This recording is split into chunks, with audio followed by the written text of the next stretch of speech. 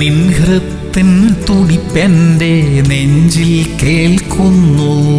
കരയേണ്ട ഇനി എന്നെൻ കാതിൽ ചൊല്ലുന്നു. നിൻ ഹൃത്തിൻ തുടിപ്പെൻ്റെ നെഞ്ചിൽ കേൾക്കുന്നു. കരയേണ്ട ഇനി എന്നെൻ കാതിൽ ചൊല്ലുന്നു.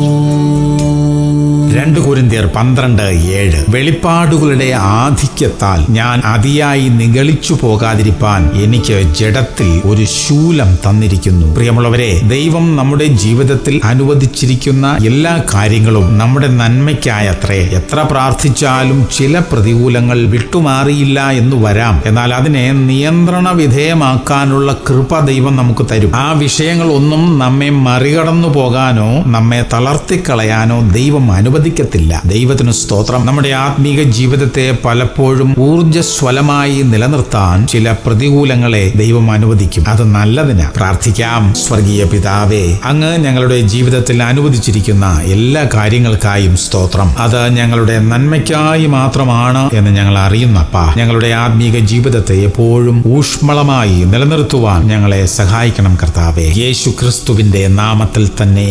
ആമേൻ, ആമേൻ, ആമേൻ.